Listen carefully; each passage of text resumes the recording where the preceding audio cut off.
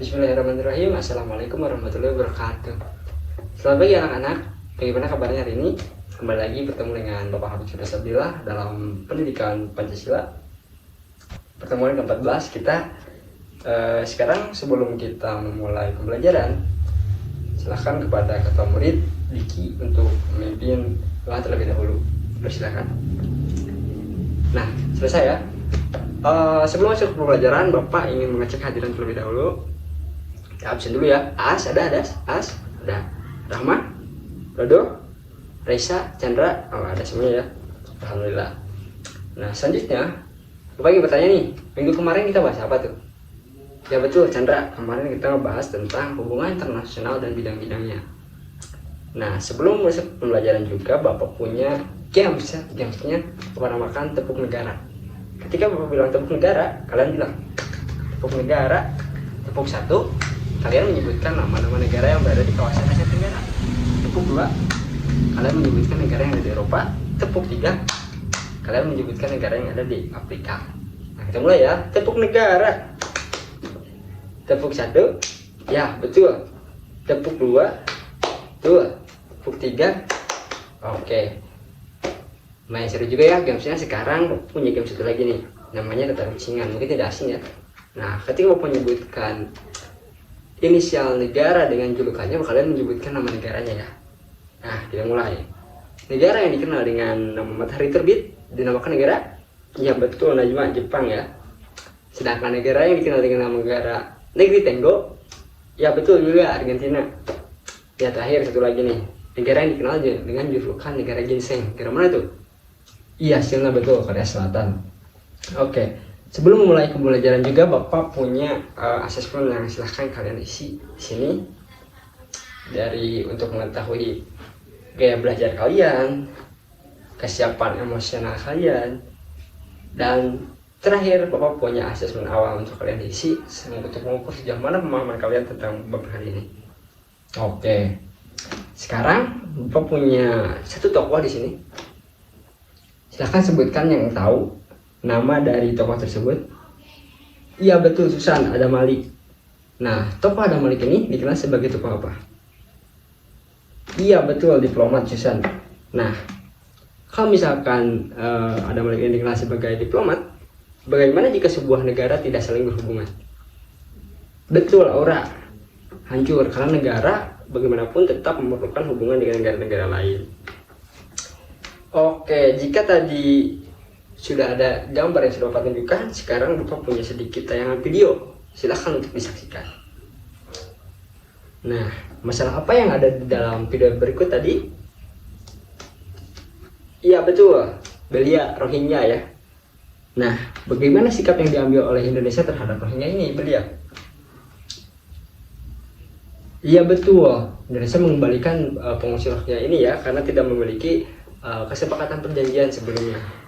Oke, terakhir, karena tadi gambar sudah, video sudah, Bapak punya artikel buat kalian baca. Silakan dibaca terlebih dahulu artikelnya. Setelah membaca artikel, apakah ada yang bisa menyebutkan tentang apa tadi artikelnya? Ya, Rika, silahkan. Betul, Palestina ya. Nah, bagaimana itu sikap Indonesia menghadapi Palestina, menanggapi Palestina tersebut? Betul ya, Indonesia sangat mengecam perlakuan penyerangan Israel tersebut. Nah, untuk Rika, apakah Rika menemukan kesamaan di antara permasalahan tadi?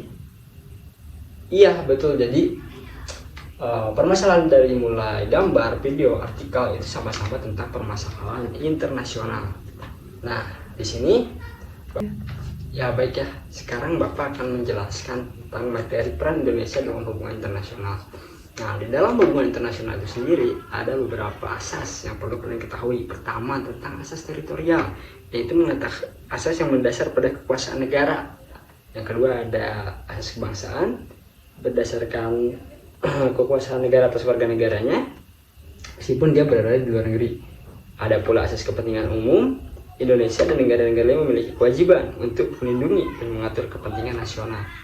Ada asas Pacta Sunt Servanda yang menjelaskan bahwa asas hukum sebuah perjanjian akan mengikat dan memiliki kekuatan hukum yang wajib dipatuhi oleh para pihak-pihak yang melakukan perjanjian.